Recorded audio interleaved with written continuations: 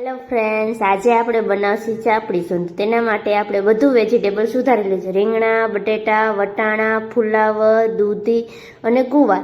હવે આપણે કુકરમાં 2 કળશા પાણી મૂકીને પાણી ગરમ થવા મૂકી દીધું છે। તાલગીમાં આપણું બધું વેજીટેબલ ધોવાઈ ગયું છે। તે હવે આપણે બધું કુકરમાં ઓરી દેશું। તમે જોઈ શકો છો આપણે કેવું બધું સરસ એવું ધોઈ અને બધું ઓરી દીધું છે।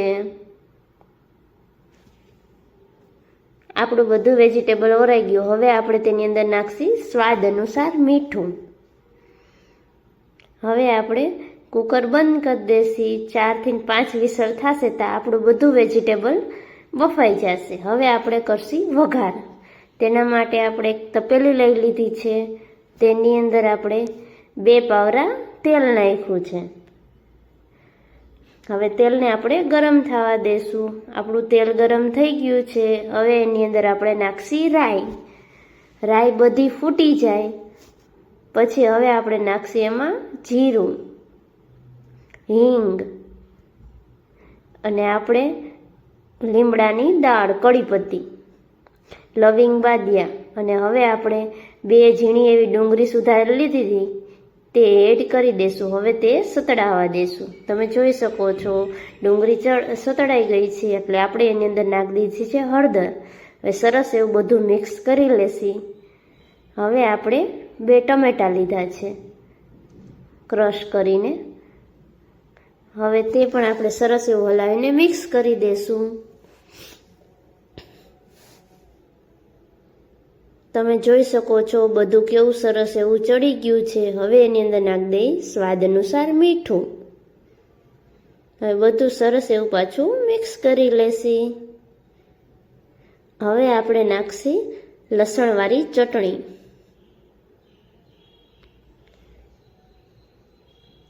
હવે સરસ એવું હલાવીને તમે જોઈ શકો છો કેવું લાલ ચટાદાર લાગે છે।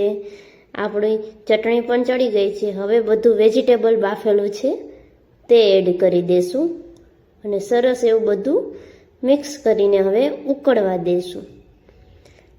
આપણું ઉકળી ગયું છે। હવે એમાં નાખી દેશી આપણે લીંબુનો રસ। તમે જોઈ શકો છો આપણો સાંભાર રેડી થઈ ગયો છે। એમાં નાખી દીધા ધાણા ભાજી। હવે આપણે બનાવશી ચાપડી। તેના માટે આપણે ઘઉંનું ભડકું લઈ લીધું, થોડોક જાડો લોટ। હવે તેને આપણે ચારી લેશી। લોટ ચરાઈ ગયો છે તમે જોઈ શકો છો। હવે એની અંદર આપણે નાખશી સફેદ તલ,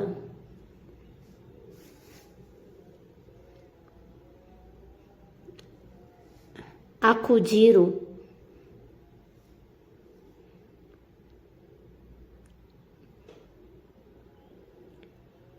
અને હવે નાખશી સ્વાદ અનુસાર મીઠું।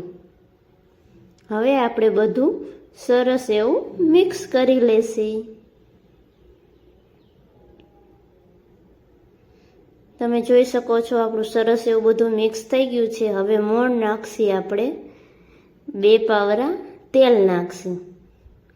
આમાં જેટલું મોણ નાખી જાજુ એવી સરસ એવી થાય ચાપડી। હવે આપણે મોણ નખાઈ ગયું છે। હવે સરસ એવું બધું આપણે હલાવી લેશી।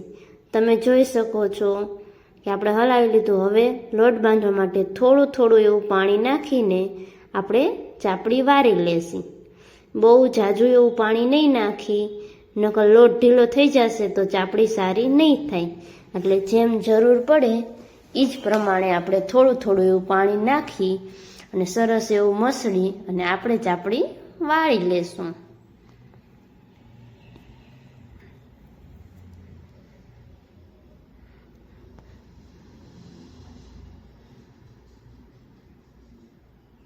તમે જોઈ શકો છો આપણે જો કેવું સરસ એવું બધું મસળી લીધું છે। હવે આપણે ચાપડી વાળી લેશી।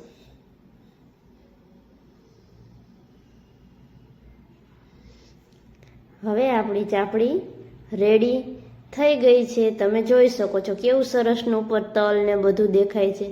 હવે આપણે ચાપડીને તળવા માટે એક બકડિયામાં તેલ લીધું છે, તે પણ ગરમ થઈ ગયું છે। હવે એની અંદર આપણે એક એક કરીને બધી ચાપડી નાખી દઈશું।